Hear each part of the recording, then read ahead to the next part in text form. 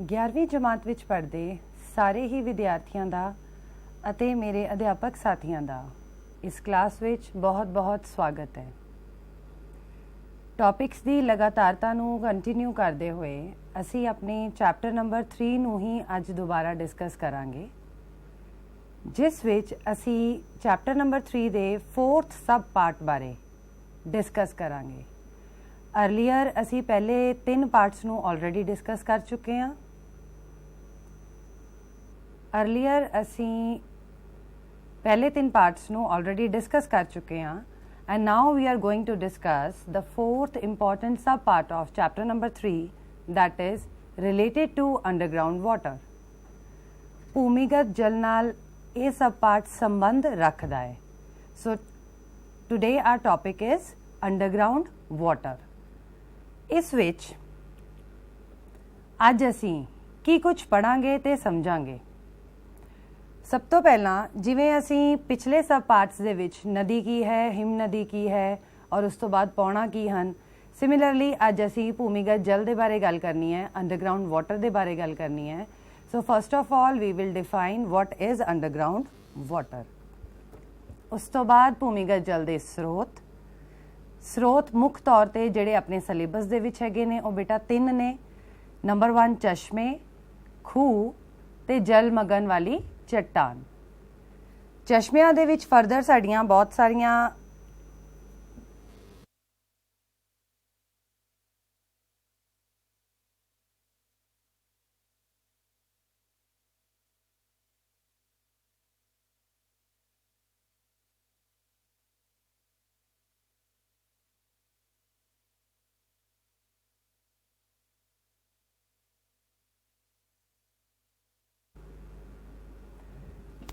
ਭੂਮੀਗਤ ਜਲ ਦੇ ਸਰੋਤ ਦੇ ਵਿੱਚ 3 ਕੈਟੇਗਰੀਜ਼ ਆ ਜਾਂਦੀਆਂ ਨੇ, ਚਸ਼ਮੇ, ਖੂਹ, ਜਲ ਮਗਨ ਵਾਲੀ ਚੱਟਾਨ।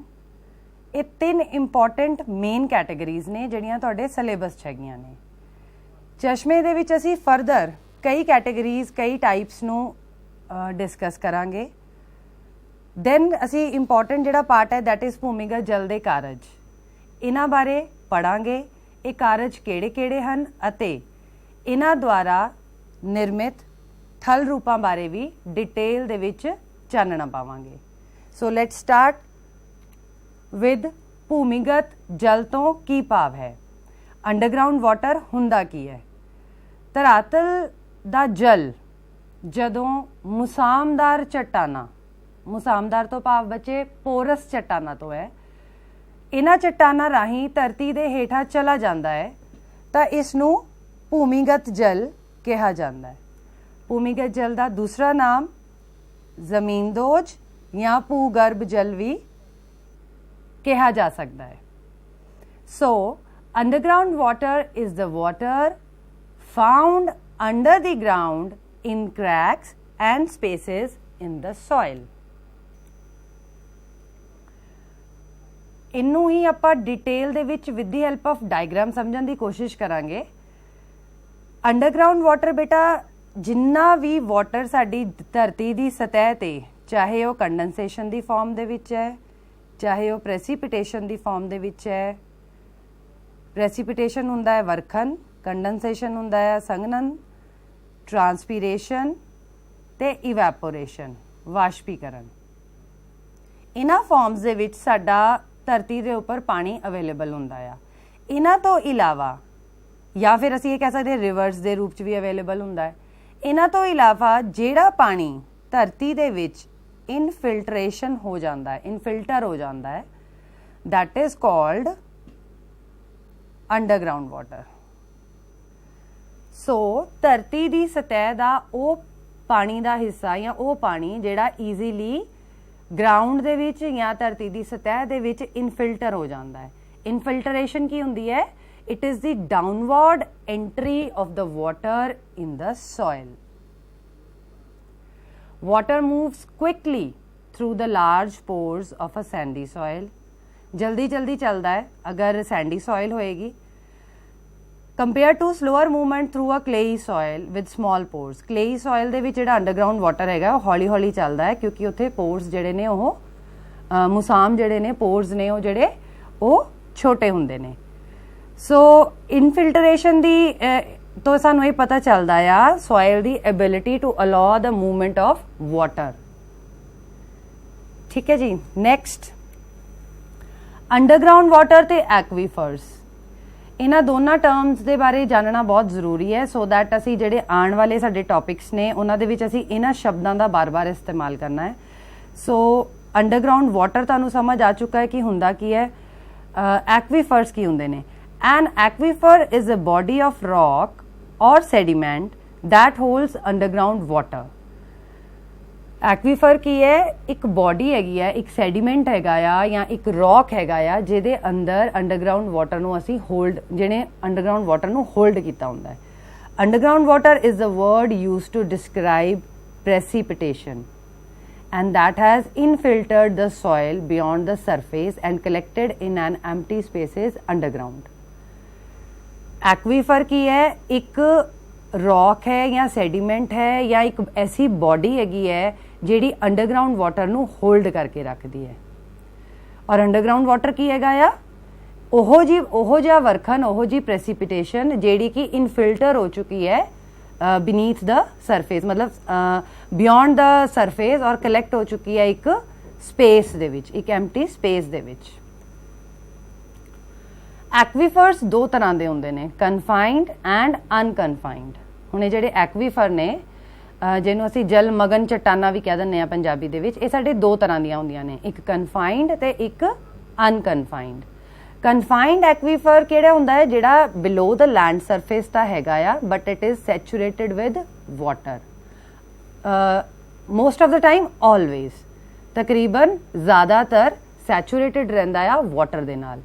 और जिहड़ा अनकन्फाइंड एक्वीफर हैगा आ ਉਹਦੇ ਵਿੱਚ ਜਿਹੜੀ ਉਹਦੀ ਉੱਪਰਲੀ ਵਾਟਰ ਟੇਪ, ਅਨਕਨਫਾਈਨਡ ਐਕਵੀਫਰ ਦੇ ਵਿੱਚ ਵੀ ਪਾਣੀ ਹੈ ਲੇਕਿਨ ਉਹਦੀ ਜਿਹੜੀ ਉੱਪਰਲੀ ਸਤਹ ਹੈਗੀ ਹੈ ਉਹ ਤੁਹਾਡੀ up and down, rise and fall ਹੁੰਦੀ ਰਹਿੰਦੀ ਹੈ due to atmospheric pressure. Diagram ਤੋਂ ਤੁਹਾਨੂੰ ਇਹਨਾਂ ਦੀ ਪੋਜੀਸ਼ਨ ਜਿਹੜੀ ਹੈ ਕਨਫਾਈਨਡ ਦੀ ਤੇ ਅਨਕਨਫਾਈਨਡ ਦੀ ਉਹ ਕਲੀਅਰ ਹੋ ਜਾਏਗੀ। Just have a look on the diagram. Unconfined aquifer ਧਰਤੀ ਦੀ ਸਤਹ ਦੇ ਜ਼ਿਆਦਾ ਨਜ਼ਦੀਕ ਹੁੰਦੇ ਨੇ ਔਰ ਕਨਫਾਈਨਡ ਐਕਵੀਫਰਸ ਸਤਹ ਤੋਂ ਥੋੜੀ ਜ਼ਿਆਦਾ ਦੂਰੀ ਤੇ ਹੁੰਦੇ ਨੇ। ਦੋਨਾਂ ਦੇ ਵਿੱਚ ਆਲਮੋਸਟ ਸਾਨੂੰ ਪਾਣੀ ਦਿਖ ਰਿਹਾ ਆ ਲੇਕਿਨ ਜਿਹੜੀ ਅਨਕਨਫਾਈਨਡ ਦੀ ਉੱਪਰਲੀ ਤਹਿ ਹੁੰਦੀ ਹੈ ਇਹ ਸਾਡੀ ਐਟਮੋਸਫੈਰਿਕ ਪ੍ਰੈਸ਼ਰ ਦੇ ਕਾਰਨ ਇਹਦੇ ਵਿੱਚ ਰਾਈਜ਼ ਜਾਂ ਫਾਲ, ਮਤਲਬ ਵਾਧਾ ਜਾਂ ਘਾਟਾ ਹੁੰਦਾ ਰਹਿੰਦਾ। ਇਹਦੀ ਮਤਲਬ ਇੱਕ ਸਟੇਬਲ ਜੀ ਉਹ ਨਹੀਂ ਰਹਿੰਦੀ। ਅਸੀਂ ਆਮ ਤੌਰ ਤੇ ਆਪਸ 'ਚ ਗੱਲਾਂ ਕਰਦੇ ਹਾਂ, ਅਸੀਂ ਕਹਿੰਦੇ ਹੁੰਦੇ ਕਿ ਵਾਟਰ ਟੇਬਲ ਜੀ ਬਹੁਤ ਨੀਚੇ ਚਲਾ ਗਿਆ। ਸੋ ਔਰ ਕਈ ਵਾਰੀ ਠੀਕ ਵੀ ਹੋ ਜਾਂਦਾ, ਜ਼ਿਆਦਾ ਰੇਨ ਹੋ ਜਾਵੇ, ਰੇਨੀ ਸੀਜ਼ਨ ਆ ਜਾਵੇ, ਵਾਟਰ ਟੇਬਲ ਥੋੜਾ ਜਿਹਾ ਦੁਬਾਰਾ ਉਸੇ ਪੋਜੀਸ਼ਨ ਤੇ ਆ ਵੀ ਜਾਂਦਾ ਹੈ। ਸੋ ਜਿਹੜੀ ਅਨਕਨਫਾਈਨਡ ਐਕਵੀਫਰਸ ਨੇ, ਥੀਜ਼ ਆਰ ਦਾ, ਇਹਦੇ ਵਿੱਚ ਕੀ ਹੁੰਦਾ ਹੈ ਕਿ ਅਪਰ ਮੋਸਟ ਲੇਅਰ ਆਫ ਦਿਸ ਐਕਵੀਫਰ ਇਹ ਰਾਈਜ਼ ਐਂਡ ਫਾਲ ਕਰਦੀ ਰਹਿੰਦੀ ਹੈ ਡਿਊ ਟੂ ਐਟਮੋਸਫੈਰਿਕ ਪ੍ਰੈਸ਼ਰ। ਔਰ ਜਿਹੜੀ ਕਨਫਾਈਨਡ ਐਕਵੀਫਰਸ ਨੇ ਇਹਨਾਂ ਨੂੰ ਅਸੀਂ ਕਹਿ ਲਓ ਇਹਨਾਂ 'ਚ ਤਕਰੀਬਨ ਅਸੀਂ ਇਹ ਕਹਿ ਵੀ ਸਕਦੇ ਹਾਂ ਕਿ ਤਕਰੀਬਨ ਇਹਨਾਂ ਦੇ ਵਿੱਚ ਪਾਣੀ ਹਮੇਸ਼ਾ ਪਾਣੀ ਦੇ ਨਾਲ ਸੈਚੂਰੇਟਡ ਰਹਿੰਦੇ ਨੇ। ਨੈਕਸਟ ਕੁਐਸਚਨ ਜਿਹੜਾ ਇਸ ਚੈਪਟਰ ਦਾ ਬਹੁਤ ਇੰਪੋਰਟੈਂਟ ਬਣਦਾ ਹੈ ਦੈਟ ਇਜ਼ ਭੂਮੀਗਤ ਜਲ ਦੇ ਸਰੋਤ। ਸਰੋਤ means sources of underground water. Number 1 is ਚਸ਼ਮੇ। ਧਰਤੀ ਦੀ ਸਤਹ ਹੇਠਾਂ ਜਦੋਂ ਜਲ ਆਪਣੇ ਆਪ ਧਰਤੀ ਦੀ ਉੱਪਰਲੀ ਸਤਹ ਤੇ ਨਿਕਲਣਾ ਸ਼ੁਰੂ ਕਰ ਦਿੰਦਾ ਹੈ ਤਾਂ ਇਸ ਨੂੰ ਕੁਦਰਤੀ ਚਸ਼ਮਾ ਕਿਹਾ ਜਾਂਦਾ ਹੈ। ਇਹਨਾਂ ਨੂੰ ਬੇਟਾ ਅਸੀਂ ਸਪ੍ਰਿੰਗਸ ਵੀ ਕਹਿ ਦਿੰਦੇ ਆ। ਇਨ English it is called springs. Diagram ਦੇ ਵਿੱਚ ਧਿਆਨ ਨਾਲ ਦੇਖੋ, ਆ ਤੁਹਾਡੀ ਧਰਤੀ ਦੀ ਸਤਹ ਹੈ ਬਰਾਊਨ ਕਲਰ, ਇਹਦੇ ਅੰਦਰ ਆ ਜਿਹੜਾ ਤੁਹਾਨੂੰ ਪਾਣੀ ਦਿਖ ਰਿਹਾ ਆ ਬਲੂ ਕਲਰ, ਆ ਜਿਹੜਾ ਨੀਚੇ ਨੂੰ ਜਾ ਰਿਹਾ ਹੈ। ਉਸ ਤੋਂ ਬਾਅਦ ਇੱਕ ਪੁਆਇੰਟ ਤੇ ਆ ਕੇ ਇੱਥੋਂ ਇਹ ਬਾਹਰ ਆ ਗਿਆ ਔਰ ਦੁਬਾਰਾ ਇਸ ਤੋਂ ਬਾਅਦ ਧਰਤੀ ਦੀ ਸਤਹ ਦੇ ਅੰਦਰ ਚਲਾ ਗਿਆ। ਸੋ ਦ ਪੋਰਸ਼ਨ ਆਫ ਦ ਵਾਟਰ ਜਿਹੜਾ ਅਰਥ ਸਰਫੇਸ ਦੇ ਉੱਪਰ ਸਾਨੂੰ ਨਜ਼ਰ ਆ ਗਿਆ, ਪੋਰਸ਼ਨ ਆਫ ਦ ਵਾਟਰ ਜਿਹੜਾ ਅੰਡਰਗਰਾਊਂਡ ਵਾਟਰ ਜਿਹੜਾ ਸਾਨੂੰ ਧਰਤੀ ਦੀ ਸਤਹ ਦੇ ਉੱਪਰ ਨਜ਼ਰ ਆ ਗਿਆ ਔਰ ਉਸ ਤੋਂ ਬਾਅਦ ਉਹ ਦੁਬਾਰਾ ਗਾਇਬ ਹੋ ਗਿਆ। ਸੋ ਉਹ ਵਾਲਾ part of water is called ਚਸ਼ਮੇ ਜਾਂ ਜਿਹਨੂੰ ਅਸੀਂ ਕਹਿੰਦੇ ਆ ਸਪ੍ਰਿੰਗਸ। ਸਪ੍ਰਿੰਗਸ ਤੁਹਾਡੇ ਫਰਦਰ इस डायग्राम तो बेटा होर क्लीयर हो जाएगा। आ तुहाडी वाटर टेबल दा ਲੈਵਲ ਹੈਗਾ ਆ, ਇਹਦੇ ਨੀਚੇ ਸੈਚੂਰੇਟਡ ਜ਼ੋਨ ਹੈ। ਸੈਚੂਰੇਟਡ ਜ਼ੋਨ ਮੀਨਸ ਤੁਹਾਡਾ ਕਨਫਾਈਨਡ ਐਕਵੀਫਰਸ ਹੈ ਨਾ। ਔਰ ਇੱਥੇ ਦੇਖੋ ਤੁਹਾਡਾ ਜਿਹੜਾ ਸਪਰਿੰਗ ਦੀ ਜਿਹੜੀ ਪੋਜੀਸ਼ਨਿੰਗ ਹੈਗੀ ਹੈ ਉਹ ਇੱਥੋਂ ਆ ਰਿਹਾ ਆ, ਇਹ ਅੰਡਰਗਰਾਉਂਡ ਹੈ, ਆ ਸਰਫੇਸ ਹੈ, ਇੱਥੇ ਸਪਰਿੰਗ ਤੁਹਾਡਾ ਅੰਡਰਗਰਾਉਂਡ ਹੈ। ਇੱਥੇ ਇਹਨੂੰ ਆਪਾਂ ਸਪਰਿੰਗ ਨਹੀਂ ਕਵਾਂਗੇ, ਇੱਥੇ ਇਹਨੂੰ ਅਸੀਂ ਅੰਡਰਗਰਾਉਂਡ ਵਾਟਰ ਹੀ ਕਵਾਂਗੇ, ਭੂਮੀਗਤ ਜਲ ਹੀ ਕਵਾਂਗੇ। ਜਦੋਂ ਭੂਮੀਗਤ ਜਲ ਕਿਸੇ ਕਮਜ਼ੋਰ ਜਗ੍ਹਾ ਤੋਂ, ਧਰਤੀ ਦੀ ਸਤਹ ਦੀ ਕਮਜ਼ੋਰ ਜਗ੍ਹਾ ਤੋਂ ਬਾਹਰ ਆਉਣ ਦੀ ਕੋਸ਼ਿਸ਼ ਕੀਤੀ ਉਹਨੇ ਤੇ ਸਾਨੂੰ ਦਿਖਣ ਲੱਗ ਗਿਆ, ਇੰਨਾ ਪਾਣੀ ਦਾ ਪੋਰਸ਼ਨ ਸਾਨੂੰ ਦਿਖਣ ਲੱਗ ਗਿਆ, ਦਿਸ ਇਜ਼ ਕਾਲਡ ਸਪਰਿੰਗ। ਇਹ ਦੋ ਤਰ੍ਹਾਂ ਦੇ ਹੁੰਦੇ ਨੇ, ਇੱਕ ਤਾਂ ਗਰਮ ਪਾਣੀ ਦੇ ਚਸ਼ਮੇ ਤੇ ਦੂਸਰਾ ਹੈ ਠੰਡੇ ਪਾਣੀ ਦੇ ਚਸ਼ਮੇ। ਗਰਮ ਪਾਣੀ ਦੇ ਚਸ਼ਮੇ ਜਿਨ੍ਹਾਂ ਦਾ ਪਾਣੀ ਗਰਮ ਹੈ, ਠੀਕ ਹੈ, ਨਾਮ ਤੋਂ ਹੀ ਸਾਨੂੰ ਕਲੀਅਰ ਹੋ ਜਾਂਦਾ ਹੈ। ਜਿਨ੍ਹਾਂ ਚਸ਼ਮਿਆਂ ਦਾ ਜਲ ਗਰਮ ਹੁੰਦਾ ਹੈ ਇਹ ਜ਼ਿਆਦਾਤਰ ਜਵਾਲਾਮੁਖੀ ਵਾਲੇ ਇਲਾਕੇ ਵਿੱਚ ਮਿਲਦੇ ਹਨ। ਇਹਦਾ ਬੈਸਟ ਐਗਜ਼ਾਮਪਲ ਬੇਟਾ ਤੁਹਾਨੂੰ ਮਨੀਕਰਨ ਦੇ ਗੁਰਦੁਆਰਾ ਸਾਹਿਬ ਵਿੱਚ ਮਿਲਦਾ ਹੈ। ਜਿਨ੍ਹਾਂ ਬੱਚਿਆਂ ਨੇ ਉੱਥੇ ਵਿਜ਼ਿਟ ਕੀਤਾ ਹੋਇਆ ਹੈ ਉਹਨਾਂ ਨੇ ਜ਼ਰੂਰ ਦੇਖਿਆ ਹੋਏਗਾ ਕਿ ਉੱਥੋਂ ਦੇ ਗੁਰਦੁਆਰਾ ਸਾਹਿਬ ਦੇ ਵਿੱਚ ਜਿੰਨਾ ਵੀ ਲੰਗਰ ਪਕਾਇਆ ਜਾਂਦਾ ਹੈ ਪੂਰੀ ਸੰਗਤ ਵਾਸਤੇ, ਉਹ ਸਾਰੇ ਦਾ ਸਾਰਾ ਇਹਨਾਂ ਗਰਮ ਚਸ਼ਮਿਆਂ ਦੇ ਵਿੱਚ ਹੀ ਬਣਾਇਆ ਜਾਂਦਾ ਹੈ। ਵਰਲਡ ਦੇ ਵਿੱਚ ਆਈਸਲੈਂਡ, ਨਾਰਥ ਆਈਲੈਂਡ ਇਨ ਨਿਊਜ਼ੀਲੈਂਡ ਤੇ Yellowstone national park in USA, these are the world famous examples of hot water springs। ਇਹ ਤਸਵੀਰਾਂ ਜਿਹੜੀਆਂ ਤੁਸੀਂ ਇਸ ਵੇਲੇ ਸਕਰੀਨ ਤੇ ਦੇਖ ਰਹੇ ਹੋ ਇਹ ਮਨੀਕਰਨ ਸਾਹਿਬ ਗੁਰਦੁਆਰਾ ਦੀ ਹੈ। ਆ ਤੁਹਾਡੀ ਬਾਹਰਲੀ ਤਸਵੀਰ ਹੈਗੀ ਗੁਰਦੁਆਰਾ ਸਾਹਿਬ ਤੋਂ ਬਾਹਰ। ਜਦੋਂ ਅਸੀਂ ਗਰਮ ਚਸ਼ਮੇ ਦੇਖਦੇ ਹਾਂ ਆ ਪੂਰਾ ਤੁਹਾਡਾ ਧੂਆਂ ਨਿਕਲਦਾ ਪਿਆ ਕਿਉਂਕਿ ਪਾਣੀ is very hot there, water is very hot. ਔਰ ਇਸ ਪਿਕਚਰ ਦੇ ਵਿੱਚ ਬੇਟਾ ਤੁਹਾਨੂੰ ਨਜ਼ਰ ਆ ਰਿਹਾ ਹੋਏਗਾ ਕਿ ਆ ਬਰਤਨ ਇਹਨਾਂ ਨੇ ਰੱਖੇ ਹੋਏ ਨੇ ਬੰਦ ਕਰਕੇ ਜਿਨ੍ਹਾਂ ਦੇ ਵਿੱਚ ਲੰਗਰ ਬਣਾਇਆ ਜਾਂਦਾ ਹੈ। ਦੂਸਰਾ ਹੈ ਠੰਡੇ ਪਾਣੀ ਦੇ ਚਸ਼ਮੇ। ਚਸ਼ਮਿਆਂ ਦਾ ਚਸ਼ਮੇ ਜਿਹੜੇ ਨੇ, ਸਪ੍ਰਿੰਗਸ ਜਿਹੜੇ ਨੇ, ਇਹ ਭੂਮੀਗਤ ਜਲ ਦੇ ਸਰੋਤਾਂ ਦੇ ਵਿੱਚ ਆਉਂਦੇ ਨੇ ਤੇ ਫਰਦਰ ਚਸ਼ਮਿਆਂ ਨੂੰ ਅਸੀਂ ਦੋ ਪਾਰਟਸ 'ਚ ਡਿਵਾਈਡ ਕੀਤਾ। ਵਨ ਇਜ਼ ਗਰਮ ਪਾਣੀ ਦੇ ਚਸ਼ਮੇ ਐਂਡ ਸੈਕੰਡ ਇਜ਼ ਠੰਡੇ ਪਾਣੀ ਦੇ ਚਸ਼ਮੇ। ਜਿਵੇਂ ਅਸੀਂ ਗਰਮ ਨੂੰ ਡਿਫਾਈਨ ਕੀਤਾ ਸੀ, ਸਿਮਿਲਰਲੀ ਅਸੀਂ ਠੰਡੇ ਪਾਣੀ ਦੇ ਚਸ਼ਮਿਆਂ ਨੂੰ ਵੀ ਡਿਫਾਈਨ ਕਰਾਂਗੇ। ਉਹ ਵਾਲੇ ਚਸ਼ਮੇ ਜਿਨ੍ਹਾਂ ਦਾ ਪਾਣੀ ਜਾਂ ਜਿਨ੍ਹਾਂ ਦਾ ਜਲ ਠੰਡਾ ਹੁੰਦਾ ਹੈ ਅਸੀਂ ਉਹਨਾਂ ਨੂੰ ਠੰਡੇ ਪਾਣੀ ਦੇ ਚਸ਼ਮੇ ਆਖਦੇ ਹਾਂ। ਇਹ ਜ਼ਿਆਦਾਤਰ ਸਾਨੂੰ ਮਿਲਦੇ ਨੇ ਹਿਮਾਲਿਆ ਦੇ ਵਿੱਚ, ਪੱਛਮੀ ਘਾਟ ਦੇ ਵਿੱਚ ਤੇ ਛੋਟਾ ਨਾਗਪੁਰ ਦੀਆਂ ਪਹਾੜੀਆਂ ਦੇ ਵਿੱਚ। ਪ੍ਰੋਸੀਜਰ ਤਕਰੀਬਨ ਉਹੀ ਚੀਜ਼ ਹੈ ਜਿਵੇਂ ਅਸੀਂ ਗਰਮ ਦੇ ਵਿੱਚ ਵੀ ਦੇਖਿਆ ਜਾਂ ਸਪਰਿੰਗ ਦੇ ਸਿੰਪਲ ਜਿਹੜੀ ਸਾਡੀ ਡੈਫੀਨੇਸ਼ਨ ਸੀ ਉਹਦੇ ਵਿੱਚ ਵੀ ਦੇਖਿਆ। ਜਿਹੜੇ ਪੁਆਇੰਟ ਤੋਂ ਪਾਣੀ ਬਾਹਰ ਆਉਣਾ ਸ਼ੁਰੂ ਹੋ ਜਾਂਦਾ ਹੈ, ਅੰਡਰਗਰਾਉਂਡ ਵਾਟਰ ਬਾਹਰ ਆਉਣਾ ਸ਼ੁਰੂ ਹੋ ਜਾਂਦਾ ਹੈ, ਉਹਨੂੰ ਅਸੀਂ ਉਸ ਪੁਆਇੰਟ ਨੂੰ ਅਸੀਂ ਫਿਸ਼ਰ ਕਹਿ ਦਿੰਦੇ ਹਾਂ। ਔਰ ਜਦੋਂ ਪਾਣੀ ਸਾਨੂੰ ਦ੍ਰਿਸ਼ਟੀਗੋਚਰ ਹੋ ਜਾਂਦਾ, ਮਤਲਬ ਦਿਖਣਾ ਸ਼ੁਰੂ ਹੋ ਜਾਂਦਾ ਹੈ, ਤੇ ਅਸੀਂ ਉਹਨੂੰ ਕੀ ਕਵਾਂਗੇ, ਚਸ਼ਮਾ, ਸਪਰਿੰਗ। ਔਰ ਅਗਰ ਉਸ ਚਸ਼ਮੇ ਦਾ ਪਾਣੀ ਠੰਡਾ ਆ ਤਾਂ ਫਿਰ ਉਹਨੂੰ ਅਸੀਂ ਕੈਟੇਗਰਾਈਜ਼ ਕਰ ਦਾਂਗੇ ਅੰਡਰ ਦੀ ਹੈਡਿੰਗ ਠੰਡੇ ਪਾਣੀ ਦੇ ਚਸ਼ਮੇ।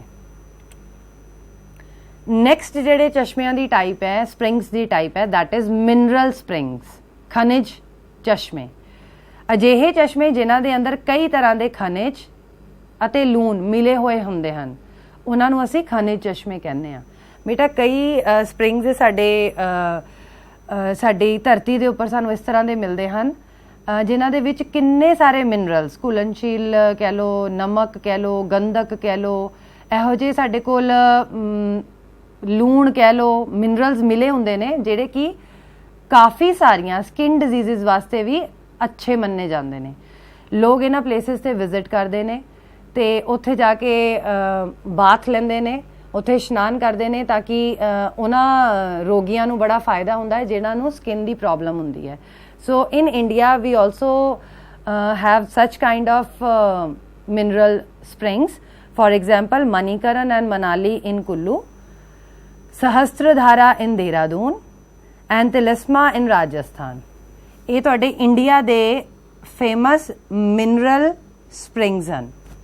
ਇਹ ਐਗਜ਼ਾਮਪਲਸ ਬੱਚੇ ਨਾਲ ਨਾਲ ਜ਼ਰੂਰ ਕੋਟ ਕਰੀਦੇ ਨੇ ਪੇਪਰ ਦੇ ਵਿੱਚ ਵੀ ਔਰ ਫਾਈਨਲ ਐਗਜ਼ਾਮਸ ਦੇ ਵਿੱਚ ਵੀ ਕਰਨਾ, ਆਪਣੇ ਕਲਾਸ ਟੈਸਟ ਦੇ ਵਿੱਚ ਵੀ ਕਰਨਾ। ਔਰ ਐਗਜ਼ਾਮਪਲਸ ਕੋਟ ਕਰਨ ਦੇ ਨਾਲ ਤੁਹਾਨੂੰ ਨੌਲੇਜ ਤਾਂ ਮਿਲੇਗੀ, ਤੁਹਾਨੂੰ ਮਾਰਕਸ ਵੀ ਬਹੁਤ ਜ਼ਿਆਦਾ ਮਿਲਣਗੇ। Next we have geyser. ਹੁਣ ਗੀਜ਼ਰ ਦੇ ਵਿੱਚ ਕੀ ਹੁੰਦਾ ਹੈ, geyser is also just like a spring, ਹੈ ਨਾ, ਇੱਕ ਚਸ਼ਮੇ ਦੀ ਤਰ੍ਹਾਂ ਹੀ ਹੁੰਦਾ ਹੈ, ਬਟ ਇਹਦੇ ਵਿੱਚ ਕੀ ਹੁੰਦਾ ਆ ਕਿ ਇਹ ਕੰਟੀਨਿਊਸਲੀ ਫਲੋ ਨਹੀਂ ਕਰਦਾ। ਚਸ਼ਮਾ ਜਿਹੜਾ ਹੈਗਾ ਆ, ਸਪਰਿੰਗ ਜਿਹੜਾ ਹੁੰਦਾ ਉਹਦੇ ਵਿੱਚ ਤਕਰੀਬਨ ਪਾਣੀ ਚੱਲਦਾ ਹੀ ਰਹਿੰਦਾ ਹੈ, ਸਾਨੂੰ ਦਿਖਦਾ ਰਹਿੰਦਾ ਹੈ। ਗੀਜ਼ਰ ਦੇ ਵਿੱਚ ਕੀ ਹੁੰਦਾ ਆ, ਥੋੜ੍ਹਾ ਜਿਹਾ ਸਪੈਨ ਆਫ ਟਾਈਮ ਲਈ ਪਾਣੀ ਬਾਹਰ ਆਉਂਦਾ ਆ, ਕੁਛ ਮਿੰਟ ਸਾਨੂੰ ਦਿਖਦਾ ਹੈਗਾ ਆ, ਉਸ ਤੋਂ ਬਾਅਦ ਉਹ ਥੋੜ੍ਹੀ ਦੇਰ ਬਾਅਦ ਵਾਪਿਸ ਗਾਇਬ ਹੋ ਜਾਂਦਾ ਹੈ ਔਰ ਇੱਕਦਮ ਬਾਹਰ ਆਉਂਦਾ ਹੈ। ਸਪਰਿੰਗ ਦੇ ਵਿੱਚ ਜਿਹੜੀ ਢਲਾਨ ਹੈਗੀ ਹੈ ਉਹ ਅਸੀਂ ਇਹ ਕਹਿ ਸਕਦੇ ਹਾਂ ਕਿ ਹੌਲੀ ਹੌਲੀ ਸਾਨੂੰ ਦਿਖਦਾ ਹੈ, ਉਹਦੀ ਜਿਹੜੀ ਢਲਾਨ ਹੈਗੀ ਹੈ, ਸਪਰਿੰਗ ਜਦੋਂ ਗਿਰਦਾ ਹੈ, ਜਦੋਂ ਤੁਹਾਡਾ ਚਸ਼ਮੇ ਨੂੰ ਅਸੀਂ ਦੇਖ ਰਹੇ ਹੁੰਦੇ ਹਾਂ ਤੇ ਸਾਨੂੰ ਉਹ ਢਲਾਨ ਤੋਂ ਨੀਚੇ ਆਉਂਦੇ ਨਜ਼ਰ ਆਉਂਦੇ ਨੇ। ਗੀਜ਼ਰ ਦੇ ਵਿੱਚ ਕੀ ਹੁੰਦਾ ਆ, ਇਹ ਵਰਟੀਕਲੀ ਇੱਕਦਮ ਬਾਹਰ ਆ ਜਾਂਦਾ ਹੈ, ਜਸਟ ਲਾਈਕ ਅ ਫੁਹਾਰਾ, ਫਾਊਂਟੇਨ। ਸੋ ਜਦੋਂ ਗਰਮ ਪਾਣੀ ਦੇ ਚਸ਼ਮੇ ਬਹੁਤ ਜ਼ਿਆਦਾ ਭਾਫ ਅਤੇ ਫੁਹਾਰੇ ਵਾਂਗ ਨਿਕਲਦੇ ਹਨ ਤਾਂ ਅਸੀਂ ਇਹਨਾਂ ਨੂੰ ਗੀਜ਼ਰ ਦਾ ਨਾਮ ਦਿੰਦੇ ਹਾਂ। ਇਹ ਕੁਝ ਮੀਟਰ ਤੋਂ ਲੈ ਕੇ 30 to 60 ਮੀਟਰ ਤੱਕ ਉੱਚੇ ਵੀ ਹੋ ਸਕਦੇ ਹਨ। ਬੈਸਟ ਐਗਜ਼ਾਮਪਲ ਇਹਦਾ ਹੈਗਾ ਦਾ ਓਲਡ ਫੇਥਫੁਲ, ਜੋ ਕਿ ਯੈਲੋਸਟੋਨ ਪਾਰਕ ਦੇ ਵਿੱਚ ਹੈ, ਰੌਕੀਜ਼ ਦੇ ਵਿੱਚ, ਜਿਹੜਾ ਕਿ 65 ਮਿੰਟਸ ਦੇ ਬਾਅਦ ਮਤਲਬ ਦੁਬਾਰਾ ਫੁੱਟਦਾ ਹੈ। ਪਹਿਲਾਂ ਇੱਕ ਵਾਰੀ ਫੁੱਟ ਗਿਆ, ਉਸ ਤੋਂ ਬਾਅਦ ਉਹ ਦੁਬਾਰਾ ਬਾਹਰ ਸਾਨੂੰ 65 ਮਿੰਟਸ ਤੋਂ ਬਾਅਦ ਦਿਖਾਈ ਦੇਵੇਗਾ।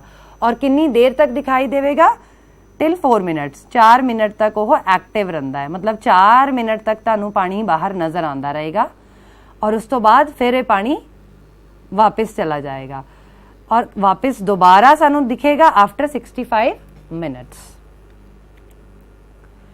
ਨੈਕਸਟ ਵੀ ਗੀਜ਼ਰ ਦੀਆਂ ਹੀ ਪਿਕਚਰਸ ਹੈ ਜੋ ਤੁਹਾਡੀ ਸਕਰੀਨ ਤੇ ਬੇਟਾ ਦਿਖ ਰਹੀਆਂ ਨੇ। ਆਈ ਹੋਪ ਕਿ ਤੁਹਾਨੂੰ ਗੀਜ਼ਰ ਔਰ ਸਪਰਿੰਗ ਦੇ ਵਿੱਚ ਕੀ ਫਰਕ ਹੈ ਸਮਝ ਆ ਗਿਆ ਹੋਵੇਗਾ। ਅਗਲਾ ਜਿਹੜਾ ਇੰਪੋਰਟੈਂਟ ਸੋਰਸ ਹੈਗਾ ਆ ਅੰਡਰਗਰਾਉਂਡ ਵਾਟਰ ਦਾ, ਦੈਟ ਇਜ਼ ਖੂਹ, well. In English it is called well. ਜਲ ਜਦੋਂ ਧਰਤੀ ਦੀ ਸਤਹ ਦੇ ਹੇਠਾਂ ਡੂੰਘਾ ਸੁਰਾਖ ਪੁੱਟ ਕੇ ਕੱਢਿਆ ਜਾਂਦਾ ਹੈ ਤਾਂ ਇਸ ਨੂੰ ਖੂਹ ਕਿਹਾ ਜਾਂਦਾ ਹੈ। ਬੇਟਾ ਅਸੀਂ ਪੰਜਾਬ 'ਚ ਰਹਿੰਦੇ ਹਾਂ, ਸਾਡੇ 'ਚੋਂ ਜ਼ਿਆਦਾਤਰ ਕਾਫੀ ਪਾਪੂਲੇਸ਼ਨ ਸਾਡੀ ਜਿਹੜੀ ਉਹ ਪੇਂਡੂ ਖੇਤਰਾਂ ਨਾਲ ਵੀ ਸੰਬੰਧ ਰੱਖਦੀ ਹੈ ਤੇ ਕਈ ਪਿੰਡਾਂ ਦੇ ਵਿੱਚ ਸਾਨੂੰ ਹਜੇ ਵੀ ਕਿਤੇ ਨਾ ਕਿਤੇ ਖੂਹ ਦੇਖਣ ਨੂੰ ਮਿਲ ਜਾਂਦੇ ਨੇ। ਸੋ ਖੂਹ ਜਿਹੜੇ ਨੇ ਉਹ ਮਨੁੱਖ ਦੁਆਰਾ ਹੀ ਬਣਾਏ ਗਏ ਹੁੰਦੇ ਨੇ। ਉਹਨਾਂ ਨੂੰ ਬਣਾਉਣ ਦਾ ਤਰੀਕਾ ਕੀ ਹੈ ਕਿ ਅਸੀਂ ਧਰਤੀ ਦੀ ਸਤਹ ਤੇ ਇੱਕ ਡੂੰਘਾ ਸੁਰਾਖ ਪੁੱਟ ਲੈਂਦੇ ਹਾਂ, ਠੀਕ ਹੈ, ਔਰ ਵਾਟਰ ਨੂੰ ਗਰਾਊਂਡ 'ਚੋਂ ਕੱਢਣ ਵਾਸਤੇ ਇੱਕ ਪਾਈਪ ਦਾ ਇਸਤੇਮਾਲ ਕਰਦੇ ਹਾਂ। Pipe and a pump are used to pull out the water from the ground. Picture ਦੇ ਵਿੱਚ ਤੁਹਾਨੂੰ ਕਲੀਅਰ ਹੋ ਗਿਆ ਹੋਏਗਾ, ਦਿਸ ਇਜ਼ ਵੈਲ ਔਰ ਇਹਦੇ ਵਿੱਚ ਆ ਤੁਸੀਂ ਦੇਖ ਰਹੇ ਹੋਵੋਗੇ ਕਿ ਇੱਕ ਪਾਈਪ ਹੈਗੀ ਜਿਹਦੇ ਥਰੂ ਅਸੀਂ ਅੰਡਰਗਰਾਊਂਡ ਵਾਟਰ ਨੂੰ ਉੱਪਰ ਲਿਆ ਸਕਦੇ ਹਾਂ। ਜਲਮਗਨ ਚੱਟਾਨ, ਜਿਹੜਾ ਅਗਲਾ ਇੰਪੋਰਟੈਂਟ ਤੁਹਾਡਾ ਸੋਰਸ ਆਫ ਅੰਡਰਗਰਾਊਂਡ ਵਾਟਰ ਹੈ, ਦੈਟ ਇਜ਼ ਐਕਵੀਫਰਸ, ਜਲਮਗਨ ਵਾਲੀ ਚੱਟਾਨ। ਜਲਮਗਨ ਵਾਲੀ ਚੱਟਾਨ ਨੂੰ ਡਿਫਾਈਨ ਕਰਨ ਵਾਸਤੇ ਬੇਟਾ ਅਸੀਂ ਵੈਸੇ ਐਕਵੀਫਰ ਦੀ ਆਪਾਂ ਡੈਫੀਨੇਸ਼ਨ ਪਹਿਲਾਂ ਵੀ ਕਰ ਲਈ ਹੈ। ਇਹ ਇੱਕ ਲਾਤੀਨੀ ਭਾਸ਼ਾ ਦਾ ਸ਼ਬਦ ਹੈ ਜਿਸ ਦਾ ਅਰਥ ਜਲ ਪ੍ਰਦਾਨ ਕਰਨਾ ਹੁੰਦਾ ਹੈ। ਅਸਲ ਵਿੱਚ ਭੂ-ਗਰਭ ਵਿੱਚ ਅਜਿਹੀ ਮੁਸਾਮਦਾਰ ਚੱਟਾਨ ਹੁੰਦੀ ਹੈ ਜੋ ਜਲ ਨੂੰ ਆਪਣੇ ਅੰਦਰ ਸਮਾ ਕੇ ਰੱਖਦੀ ਹੈ। ਐਕਵੀਫਰਸ ਕੀ ਨੇ? ਸੌਰਟ ਆਫ ਪਰਮੀਏਬਲ ਰੌਕਸ ਨੇ। ਪਰਮੀਏਬਲ ਰੌਕਸ ਕਿਹੜੇ ਰੌਕਸ ਹੁੰਦੇ ਨੇ? ਜਿਹੜੇ ਕਿ ਫਲੂਇਡ ਨੂੰ ਆਪਣੇ ਵਿੱਚੋਂ ਪਾਸ ਹੋਣ ਦਿੰਦੇ ਨੇ। ਫਲੂਇਡ ਮਤਲਬ ਵਾਟਰ ਨੂੰ ਆਪਣੇ ਵਿੱਚੋਂ ਪਾਸ ਹੋਣ ਦੇ ਦਿੰਦੇ ਨੇ, ਹੈ ਨਾ। ਸੋ ਪਰਮੀਏਬਲ ਰੌਕਸ ਉਹਨਾਂ ਨੂੰ ਵੀ ਕਿਹਾ ਜਾ ਸਕਦਾ ਜਿਨ੍ਹਾਂ ਦੇ ਵਿੱਚ ਪੋਰੋਸਿਟੀ, ਹੈ ਨਾ, ਮਤਲਬ ਮੁਸਾਮ ਜ਼ਿਆਦਾ ਹੋਣ। ਸੋ ਐਕਵੀਫਰਸ ਕੀ ਨੇ? ਐਕਵੀਫਰਸ ਉਹ ਮੁਸਾਮਦਾਰ ਚੱਟਾਨ ਹੁੰਦੀ ਹੈ ਜੋ ਜਲ ਨੂੰ ਆਪਣੇ ਅੰਦਰ ਸਮਾ ਕੇ ਰੱਖਦੀ ਹੈ। ਇਸ ਦੇ ਹੇਠਾਂ ਜਦੋਂ ਕੋਈ ਵੀ ਗੈਰ ਮੁਸਾਮਦਾਰ ਚੱਟਾਨ ਹੁੰਦੀ ਹੈ ਤਾਂ ਇਹ ਭੂਮੀਗਤ ਜਲ ਦੇ ਇੱਕ ਤਲਾਬ ਦੀ ਤਰ੍ਹਾਂ ਬਣ ਜਾਂਦੀ ਹੈ। ਐਕਵੀਫਰ ਇੱਕ ਤਰ੍ਹਾਂ ਦਾ ਕੁਦਰਤੀ ਫਿਲਟਰ ਵੀ ਹੁੰਦੇ ਹਨ ਜਿਹੜੇ ਕਿ ਤਲਛਟ ਅਤੇ ਕਈ ਤਰ੍ਹਾਂ ਦੇ ਬੈਕਟੀਰੀਆਜ਼ ਜਲ ਨੂੰ ਕੁਦਰਤੀ ਤੌਰ ਤੇ ਸ਼ੁੱਧ ਵੀ ਬਣਾ ਦਿੰਦੇ ਹਨ। ਇਹਦੇ ਵਿੱਚ ਹੁੰਦੇ ਨੇ, ਇਹ ਇੱਕ ਫਿਲਟਰ ਦਾ ਵੀ ਕੰਮ ਕਰਦਾ ਹੈ ਜਿਹੜਾ ਇਹਨੂੰ ਸ਼ੁੱਧ ਕਰ ਦਿੰਦਾ ਹੈ। ਸੋ an aquifer is a body of rock and sediment that's saturated with water. ਉਹਦੇ ਵਿੱਚ ਵੀ ਵਾਟਰ ਹੈ, ਉਹਦੇ ਅਰਾਊਂਡ ਵੀ ਵਾਟਰ ਹੈ। Water can move through it, ਪਾਣੀ ਮੂਵ ਕਰ ਸਕਦਾ ਆ ਐਕਵੀਫਰ ਦੇ ਵਿੱਚ। It can be made of sand, gravel, sandstone. ਇਹ ਤਿੰਨਾਂ ਚੀਜ਼ਾਂ ਦਾ ਬਣਿਆ ਹੋ ਸਕਦਾ ਹੈ, ਠੀਕ ਹੈ, ਕਲੇ ਦਾ ਵੀ ਹੋ ਸਕਦਾ ਹੈ। Each is made up of permeable material. ਇਹਦੇ ਵਿੱਚ ਸਾਨੂੰ ਜਿੰਨੇ ਵੀ ਕਹਿ ਲਓ ਮਿਲਦੇ ਨੇ, ਤੱਤ ਮਿਲਦੇ ਨੇ, ਉਹ ਸਾਰੇ ਆਲਮੋਸਟ ਪਰਮੀਏਬਲ ਹੁੰਦੇ ਨੇ। Now comes the very important topic of this main topic underground water ਦੇ ਕਾਰਜ, ਵਰਕ ਆਫ ਅੰਡਰਗਰਾਊਂਡ ਵਾਟਰ। ਜਿਵੇਂ ਅਸੀਂ ਬੇਟਾ ਨਦੀ ਦੇ ਵਿੱਚ, ਹਿਮ ਨਦੀ ਦੇ ਵਿੱਚ, ਪੌਣਾ ਦੇ ਵਿੱਚ ਉਹਨਾਂ ਦੇ ਕਾਰਜਾਂ ਦੇ ਬਾਰੇ ਡਿਸਕਸ ਕੀਤਾ, ਠੀਕ ਉਸੇ ਤਰ੍ਹਾਂ ਅਸੀਂ ਭੂਮੀਗਤ ਜਲ ਦੇ ਕਾਰਜਾਂ ਦਾ ਵੀ ਡਿਸਕਸ਼ਨ ਕਰਾਂਗੇ। ਇਹਦੇ ਦੋ ਇੰਪੋਰਟੈਂਟ ਕਾਰਜ ਨੇ, ਭੂਮੀਗਤ ਜਲ ਦੇ ਅਨਾਵਰਤੀਕਰਨ ਕਾਰਜ, erosional work of underground water, and second is ਇਹਦੇ ਡੈਪੋਜੀਸ਼ਨਲ ਵਰਕ, ਨਿਖੇਪਣ ਕਾਰਜ। ਦੋਨਾਂ ਕਾਰਜਾਂ ਦੇ ਬਾਰੇ ਡਿਸਕਸ ਕਰਾਂਗੇ ਔਰ ਉਸ ਤੋਂ ਬਾਅਦ ਇਹਨਾਂ ਕਾਰਜਾਂ ਦੁਆਰਾ ਜਿਹੜੀਆਂ ਥਲਾਕ੍ਰਿਤੀਆਂ ਇਹ ਬਣਾਉਂਦੇ ਨੇ। ਫੋਰ ਐਗਜ਼ਾਮਪਲ ਅਨਾਵਰਤੀ ਕਾਰਜ ਦੇ ਵਿੱਚ ਲੈਪਿਸ, ਇਰੋਜਨਲ ਵਰਕ ਆਫ ਅੰਡਰਗਰਾਊਂਡ ਦੇ ਵਿੱਚ ਕਿਹੜੀਆਂ ਲੈਂਡ ਫਾਰਮਸ ਫਾਰਮ ਹੁੰਦੀਆਂ ਨੇ, ਦੈਟ ਇਜ਼ ਲੈਪਿਸ, ਡੂੰਘੇ ਸੁਰਾਖ ਜਿਨ੍ਹਾਂ ਨੂੰ ਅਸੀਂ ਇੰਗਲਿਸ਼ ਦੇ ਵਿੱਚ ਸਿੰਕ ਹੋਲਸ ਕਹਿ ਦਿੰਦੇ ਹਾਂ, ਸਵੈਲੋ ਹੋਲਸ ਵੱਡੇ ਸੁਰਾਖ, ਡੋਲਾਈਨ ਤੇ ਕਾਰਸਟ ਝੀਲਾਂ। ਸਿਮਿਲਰਲੀ ਜਦੋਂ ਭੂਮੀਗਤ ਜਲ ਨਿਖੇਪਣ ਕਾਰਜ ਕਰਦਾ ਹੈ ਤੇ ਦੋ ਚੀਜ਼ਾਂ ਦਾ ਨਿਰਮਾਣ ਕਰਦਾ ਹੈ, ਇੱਕ ਸਟੈਲੈਕਟਾਈਟ ਤੇ ਦੂਸਰੀਆਂ stalagmite. Now we will discuss all these landforms in detail. ਭੂਮੀਗਤ ਜਲ ਦਾ ਅਨਾਵਰਤੀਕਰਨ ਕਾਰਜ, erosional work of underground water. ਭੂਗਰਭ ਜਲ ਵੀ ਅਪਰਦਨ ਅਤੇ ਜਮ੍ਹਾਂ ਕਰਨ ਦਾ ਕੰਮ ਕਰਦਾ ਹੈ। ਭੂਗਰਭ ਜਲ ਦਰਿਆਵਾਂ ਦੇ ਮੁਕਾਬਲੇ ਬਹੁਤ ਘੱਟ ਰਫ਼ਤਾਰ ਨਾਲ ਚੱਲਦਾ ਹੈ। ਜੇਕਰ ਦਰਿਆ ਦੀ ਰਫ਼ਤਾਰ ਕਿਲੋਮੀਟਰ ਪ੍ਰਤੀ ਘੰਟਾ ਹੈ ਤਾਂ ਭੂਗਰਭ ਦੀ ਰਫ਼ਤਾਰ ਮੀਟਰ ਪ੍ਰਤੀ ਦਿਨ ਮੰਨੀ ਜਾਂਦੀ ਹੈ। ਮਤਲਬ ਬਹੁਤ ਸਲੋਲੀ ਰਨਿੰਗ ਵਾਟਰ ਜਿੰਨਾ ਜ਼ਿਆਦਾ ਤੇਜ਼ ਫਲੋ ਕਰਦਾ ਆ, ਉਸ ਤੋਂ ਕਿਤੇ ਘੱਟ ਹੌਲੀ ਅੰਡਰਗਰਾਊਂਡ ਵਾਟਰ ਤੁਹਾਡਾ ਧਰਤੀ ਦੀ ਸਤਹ ਦੇ ਹੇਠਾਂ ਫਲੋ ਕਰਦਾ ਹੈ। ਜਿਸ ਦੇ ਫਲਸਰੂਪ ਇਸ ਦਾ ਕੰਮ ਕੇਵਲ ਨਰਮ ਚੱਟਾਨਾਂ ਜਾਂ ਚੂਨਾ ਪੱਥਰ, ਡੋਲੋਮਾਈਟ ਅਤੇ ਚੌਕ ਵਾਲੇ ਇਲਾਕਿਆਂ ਵਿੱਚ ਹੀ ਦੇਖਿਆ ਜਾਂਦਾ ਹੈ। ਬੇਟਾ ਸਿੰਪਲ ਜੀ ਗੱਲ ਹੈ, ਪਾਣੀ ਦੀ ਰਫ਼ਤਾਰ, ਪਾਣੀ ਦੀ ਵੈਲੋਸਿਟੀ, ਪਾਣੀ ਦਾ ਵੇਗ ਜਿੰਨਾ ਜ਼ਿਆਦਾ ਹੋਏਗਾ ਉਹ ਉਨੀ ਜ਼ਿਆਦਾ ਅਪਰਦਨ ਕਰੇਗਾ। ਹੁਣ ਅਸੀਂ ਅਗਰ ਅੰਡਰਗਰਾਊਂਡ ਵਾਟਰ ਦੀ ਗੱਲ ਕਰਦੇ ਹਾਂ ਤੇ ਅੰਡਰਗਰਾਊਂਡ ਵਾਟਰ ਦੇ ਵਿੱਚ ਅਸੀਂ ਇਹ ਕਹਿ ਰਹੇ ਹਾਂ ਕਿ ਇਹਦਾ ਵੇਗ ਬਹੁਤ ਘੱਟ ਹੈਗਾ ਆ, ਹੈ ਨਾ, ਮੀਟਰ ਪ੍ਰਤੀ ਦਿਨ ਚੱਲ ਰਿਹਾ, ਇਹਦੀ ਰਫ਼ਤਾਰ ਜਿਹੜੀ ਹੈ ਉਹ ਮੀਟਰ ਪ੍ਰਤੀ ਦਿਨ ਚੱਲਦੀ ਹੈ। ਸੋ ਆਟੋਮੈਟਿਕਲੀ ਕੀ ਹੋਏਗਾ, ਇਰੋਜਨ ਜਿਹੜਾ ਹੈਗਾ ਆ ਉਹ ਬਿਲਕੁਲ ਹੀ ਸੌਫਟ ਰੌਕਸ ਤੇ ਹੋਏਗਾ। ਕਿਹੋ ਜਿਹੀਆਂ ਰੌਕਸ ਦੇ ਉੱਪਰ, ਜਿਵੇਂ ਕਿ ਉਹ ਚੂਨਾ ਪੱਥਰ ਹੈ, ਮਤਲਬ ਘੁਲਣਸ਼ੀਲ ਚਟਾਨਾਂ ਦੇ ਉੱਪਰ ਹੀ ਇਹ ਜ਼ਿਆਦਾ ਆਪਣਾ ਅਪਰਦਨ ਕਾਰਜ ਦਿਖਾਏਗਾ as compare to the running water. Running water ਦੇ ਸਾਹਮਣੇ ਤਾਂ ਪਹਿਲੇ ਸਟੇਜ ਦੇ ਵਿੱਚ, ਪਹਿਲੇ ਪੜਾਅ ਦੇ ਵਿੱਚ ਕੁਝ ਵੀ ਸਾਹਮਣੇ ਆ ਜਾਵੇ ਉਹਨੂੰ ਇਰੋਡ ਕਰ ਲੈਂਦਾ ਹੈ because of its speed and velocity. ਲੇਕਿਨ ਇਹਦੇ ਵਿੱਚ ਕੀ ਹੁੰਦਾ ਆ, ਇਹਦੇ ਵਿੱਚ ਸਪੀਡ ਵੀ ਬਹੁਤ ਘੱਟ ਹੈ, ਵੈਲੋਸਿਟੀ ਘੱਟ ਹੈ, ਵੇਗ ਘੱਟ ਹੈ। ਸੋ ਇਹ ਸਿਰਫ ਨਰਮ ਚਟਾਨਾਂ ਨੂੰ ਜਿਹੜੀਆਂ ਕਿ ਈਜ਼ੀਲੀ ਅਪਰਦਿਤ ਹੋ ਜਾਣਗੀਆਂ, ਈਜ਼ੀਲੀ ਪਾਣੀ ਵਿੱਚ ਘੁਲ ਜਾਣਗੀਆਂ, ਉਹਨਾਂ ਦਾ ਹੀ ਅਪਰਦਨ ਜਾਂ ਅਨਾਵਰਤੀ ਕਾਰਜ ਕਰੇਗਾ। ਭਾਰਤ ਵਿੱਚ ਇਹ ਜਿਹੜੇ ਪ੍ਰੋਮੀਨੈਂਟਲੀ ਸਾਨੂੰ ਦਿਖਦਾ ਇਹ ਹੈਗਾ ਚੇਰਾਪੁੰਜੀ, ਜੰਮੂ ਐਂਡ ਕਸ਼ਮੀਰ, ਹਿਮਾਚਲ ਪ੍ਰਦੇਸ਼ ਦੇ ਪੰਚਮੜੀ ਇਨ MP, ਬਸਤਰ ਇਨ ਛੱਤੀਸਗੜ੍ਹ, ਵਿਸ਼ਾਖਾਪਟਨਮ ਦੇ ਤਟੀਏ ਇਲਾਕੇ, ਇਹਨਾਂ ਦੇ ਵਿੱਚ ਸਾਨੂੰ ਈਜ਼ੀਲੀ ਇਹ ਦੇਖਣ ਨੂੰ ਮਿਲ ਜਾਂਦਾ ਹੈ। ਇਹਨਾਂ ਤੋਂ ਦੁਆਰਾ ਜਿਹੜੀਆਂ ਨਿਰਮਿਤ ਭੂ ਆਕ੍ਰਿਤੀਆਂ ਨੇ ਉਹ ਅਸੀਂ ਹੁਣ ਨੈਕਸਟ ਸਲਾਈਡ ਵਿੱਚ ਕਰਾਂਗੇ। ਨੰਬਰ 1, ਅੰਡਰਗਰਾਊਂਡ ਵਾਟਰ ਆਪਣੇ ਇਰੋਜਨਲ ਵਰਕ ਰਾਹੀਂ, ਆਪਣੇ ਅਨਾਵਰਤੀਕਰਨ ਕਾਰਜ ਰਾਹੀਂ ਜਿਹੜੀ ਪਹਿਲੀ ਥਲਾਕ੍ਰਿਤੀ ਦਾ ਨਿਰਮਾਣ ਕਰਦਾ ਹੈ, ਦੈਟ ਇਜ਼ ਲੈਪਿਸ। ਲੈਪਿਸ ਨੂੰ ਜਰਮਨ ਦੇ ਵਿੱਚ ਜਾਂ ਜਰਮਨੀ ਭਾਸ਼ਾ ਦੇ ਵਿੱਚ ਅਸੀਂ ਕੈਰਨ ਵੀ ਕਹਿ ਲੈਂਦੇ ਹਾਂ ਤੇ ਅੰਗਰੇਜ਼ੀ ਵਿੱਚ ਇਹਨੂੰ ਅਸੀਂ ਕਲਿੰਟ ਵੀ ਕਹਿ ਲੈਂਦੇ ਹਾਂ। ਲੈਪਿਸ ਫ੍ਰਾਂਸੀਸੀ ਭਾਸ਼ਾ ਦਾ ਸ਼ਬਦ ਹੈ। ਭੂਗਰਭ ਜਲ ਦੇ ਅੰਦਰ ਜਦੋਂ ਕਾਰਬਨ ਡਾਈਆਕਸਾਈਡ ਹੁੰਦੀ ਹੈ ਤਾਂ ਚੂਨੇ ਵਾਲੀਆਂ ਚਟਾਨਾਂ ਘੁਲਣੀਆਂ ਸ਼ੁਰੂ ਕਰ ਦਿੰਦੀਆਂ ਹਨ। ਡਾਇਗ੍ਰਾਮ ਦੇ ਵਿੱਚ ਬੇਟਾ ਤੁਸੀਂ ਦੇਖੋਗੇ ਜਿਹੜੇ ਏਰੀਆਜ਼ ਤੋਂ ਪਾਣੀ ਅੰਦਰ ਨੂੰ ਗਿਆ ਹੈ ਨਾ, ਧਰਤੀ ਦੀ ਸਤਹ ਦੇ ਅੰਦਰ ਨੂੰ ਜਾ ਰਿਹਾ, ਜੁਆਇੰਟਸ ਤੋਂ ਔਰ ਕ੍ਰੈਕਸ ਤੋਂ, ਉੱਥੇ ਕੀ ਹੁੰਦਾ ਆ ਕਿ ਉੱਥੋਂ ਕਿਉਂ ਅੰਦਰ ਜਾ ਰਿਹਾ, ਕਿਉਂਕਿ ਉੱਥੇ ਕੀ ਹੈ, ਘੁਲਣਸ਼ੀਲ ਚਟਾਨਾਂ ਨੇ।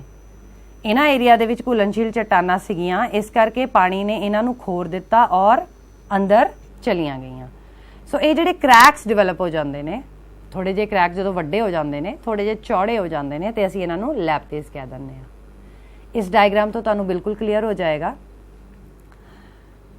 आ तुहाडा क्लिंट है, क्लिंट मीनस तुहाडे लैपिस ने, ठीक है। हुण इस डायग्राम दे विच एक कैरन है, जिन्हों असीं आपां कहा कि जर्मन दे विच असीं लैपिस नूं कैरन शब्द इस्तेमाल करते हैं। सो जिहड़ा एरिया इहदे विचों इरोड हो गया है ना, मतलब जिहड़ा एरिया घुल गया वो ये खाली है, तो जिहड़ी ये चट्टान तुहाडी बनी रह गई, जिहड़ी तुहानूं दिखदी पई है, दीज आर कॉल्ड लैपिस, ठीक है।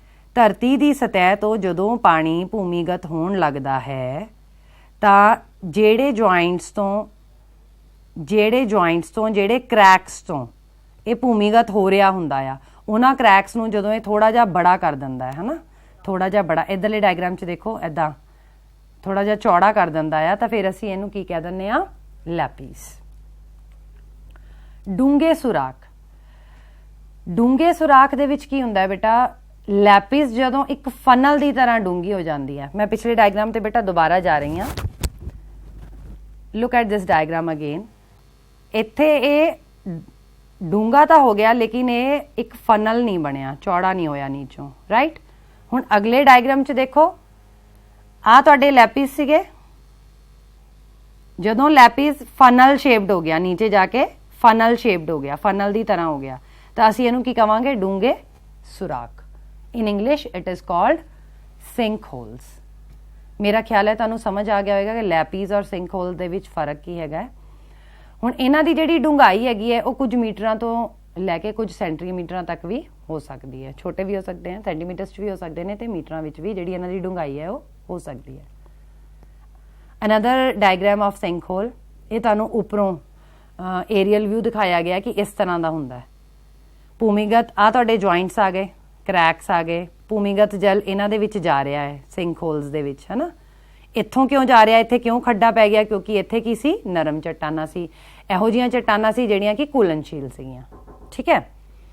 उस तो बाद ये तुहानूं एक नैचुरल, मैं एक नैचुरल पिक्चर तुहानूं दिखा रही हाँ कि एक्चुअली अगर धरती ते असीं सिंक होल देखना होवे ते सानूं किवें दा दिखेगा। So this is the actual picture of a sink hole. वड्डे सुराख, जिस तरह असी बेटा लैपिस की गल की पहला, है ना, लैपिस तो बाद असी आ बना दिता सैकेंड जिहड़ा आपां कीता सीगा डूंगे सुराख, है ना, जिन्हों असी कहने आ सिंक होल्स। यही जदों होर चौड़े हो जाण, वो साडे बन जाणगे स्वैलो होल। की बन जाणगे? Swallow whole. सो जदों डूंगे सुराख चौड़े हो जाते हैं तो इन्हां नूं स्वैलो होल्स कह दिता जाता है। मतलब कि स्टार्टिंग साडी लैपिस तो ही हुई है, तो असी जिमें जिमें जिमें जिमें अंडरग्राउंड वाटर अंदर अपरदन करता जा रहा है और नवीं नवीं थलाकृति का निर्माण या कह लो अंदर तुहाडी धरती की सतह के अंदर जिहड़ियां भी फॉर्मेशनस हो रही ने लैंड दियां, उन्हां दा निर्माण डिफरेंट डिफरेंट वे नाल करी जा रहा है, डिफरेंट डिफरेंट शक्लों दे नाल करी जा रहा है। Next is doline. हुण पिछे आपां इत्थों तक स्वैलो होल तक पहुंच गए सीगे, डूंगे सुराख तक, है ना। हुण फरदर जदों इहदे विच भी अपरदन होई जाएगा, दैन कम्स डोलाइन। अगले पिक्चर च देखो, जदों स्वैलो होल ते रसायनिक क्रिया ज़्यादा हो जाती है तो इन्हां दा आकार होर भी वड्डा हो जाता है तो बहुत डूंगा हो जाता है, तो इस दे आकार का घेरा भी कई किलोमीटर्स तक हो जाता है। पिछे असी की कीता, पिछे असी कीता मीटर्स या सेंटीमीटर्स तक रहिंदा, इहदे विच आपां आ गए किलोमीटर्स ते। सो इन्हां दी जिहड़ी डूंघाई है वो भी 100 मीटर तक भी हो सकती है, तो ये ज़्यादातर सानू वर्ल्ड दे विच मिलते हैं ट्रॉपिकल रीजनस दे विच, ठीक है। डोलाइन अगे है बेटा जी नैक्सट तुहाडी बनती है थलाकृति अनावर्तीकरण दे विच ही, जदों भूमिगत जल अनावर्तीकरण कारज कर रहा हुंदा आ ते उहदे विच जिहड़ी साडी नैक्सट थलाकृति बनती है दैट इज कास्ट झीलां, karst lakes. Karst lakes are formed as the result of collapse of caves, especially in water-soluble rocks such as limestone, gypsum and dolomite. Doline दा हुण डोलाइन तक आपां समझ लिया सी। डोलाइन दा हुण जिहड़ा हेठला हिस्सा आ, जदों अपनी ही खुरचन क्रिया करी जांदा है ते मलबा डिग जांदा है ते नाल ही वो बंद हो जांदा है। ਪਿਛਲੀ ਦੇ ਵਿੱਚ ਆਪਾਂ ਦੇਖਿਆ ਸੀ ਨਾ, ਇੱਥੇ ਤੱਕ ਆਪਾਂ ਡੋਲਾਈਨ ਤੇ ਆ ਗਏ ਸੀਗੇ ਨਾ। ਇਹਦੇ ਵਿੱਚ ਅਗਰ ਤੁਹਾਡਾ ਇਰੋਜਨ ਵਰਕ ਦੁਬਾਰਾ ਹੁੰਦਾ ਰਹੇ ਤਾਂ ਹੌਲੀ ਹੌਲੀ ਇਹ ਸਾਰਾ ਮਲਬਾ ਨੀਚੇ ਗਿਰ ਜਾਂਦਾ ਹੈ। ਮਲਬਾ ਜਦੋਂ ਨੀਚੇ ਗਿਰ ਜਾਏਗਾ ਤੇ ਉਹ ਬੰਦ ਕਰ ਦੇਗਾ, ਹਨਾ, ਜੋ ਵੀ ਨੀਚੇ ਤੁਹਾਡਾ ਪਾਣੀ ਪਹੁੰਚਿਆ ਉਹਦੇ ਉੱਤੇ ਹੀ ਗਿਰ ਜਾਏਗਾ ਤੇ ਉਹ ਇੱਕ ਕੁੰਡ ਦੀ ਤਰ੍ਹਾਂ ਸਾਨੂੰ ਦਿਖੇਗਾ ਇਕੱਠਾ ਹੋ ਕੇ, ਜਿਸ ਨੂੰ ਅਸੀਂ ਕਾਰਸ ਲੇਕ ਆਖਦੇ ਹਾਂ। ਭੂਮੀਗਤ ਜਲ ਦਾ ਨਿਖੇਪਨ ਕਾਰਜ। ਹੁਣ ਨਿਖੇਪਨ ਕਾਰਜ ਤੇ ਅਸੀਂ ਆ ਗਏ ਹਾਂ। ਸਾਡਾ ਇਰੋਜਨਲ ਵਰਕ ਖਤਮ ਹੋ ਗਿਆ।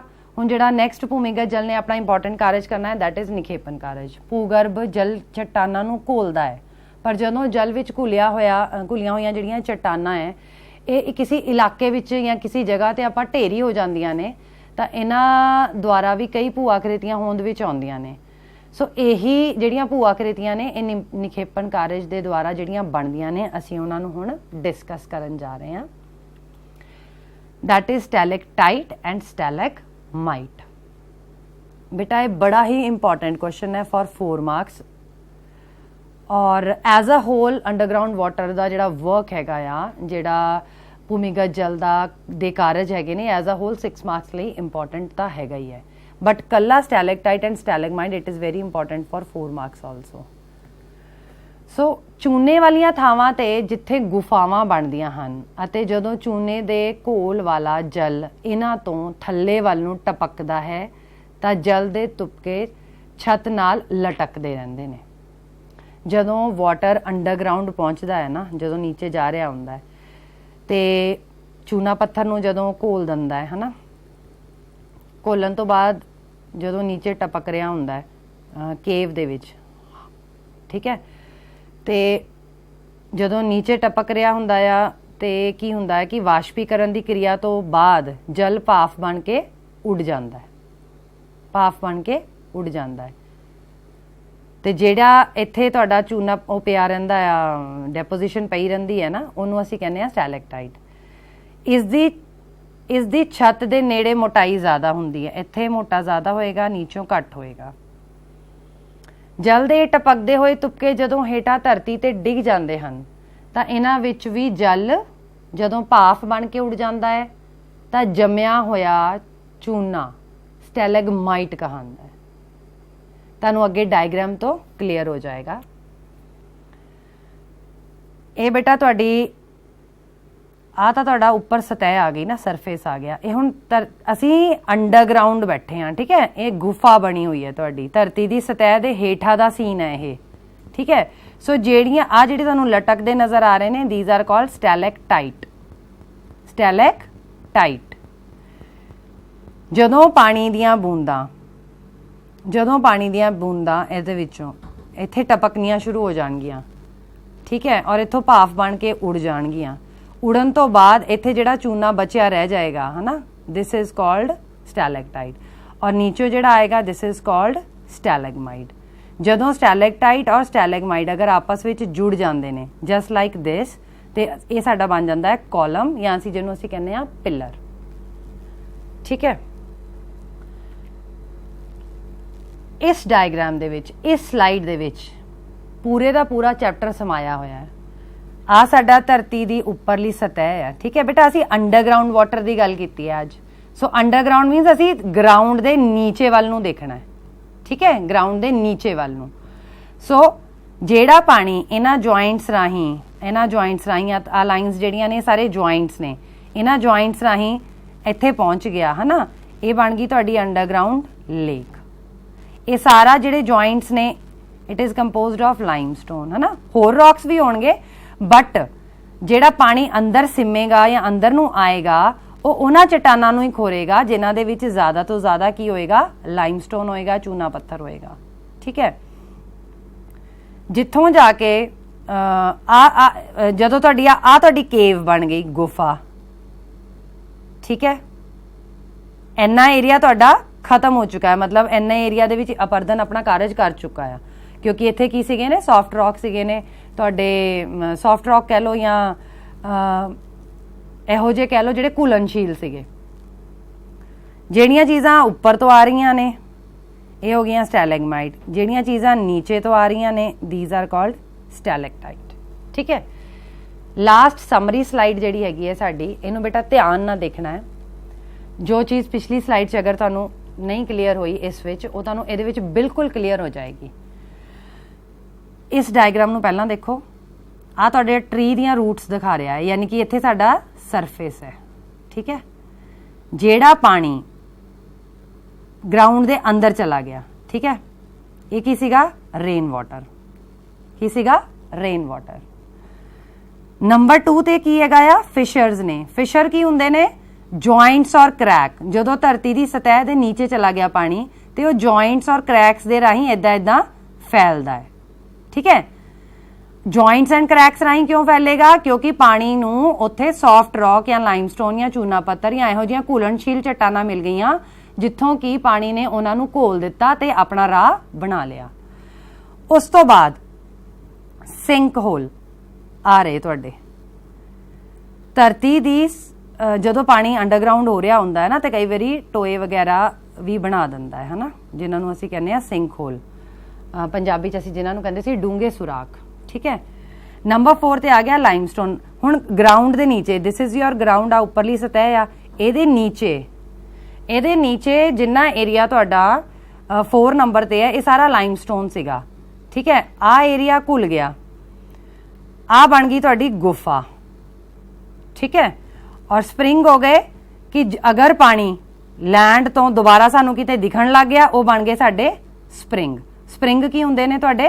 चश्मे, ठीक है, जिहड़े आपां किते hot water springs and cold water springs. So I think this diagram they through तुहानू पूरे दा पूरा चैप्टर समराइज हो गया होएगा। मैं उम्मीद करदी हाँ कि तुहानू ये चैप्टर समझ आया होएगा। डायग्राम्स जरूर बनाने हैं बेटा, तो डायग्राम्स तो बगैर तुहाडी फिजिकल जियोग्राफी दे आंसर्स इनकम्पलीट ने। आई होप तुहानू डायग्राम्स दे नाल सारे दे सारे कॉन्सैप्ट्स समझ आ गए होणगे। अगले लैक्चर विच फिर मिलांगे। Thank you.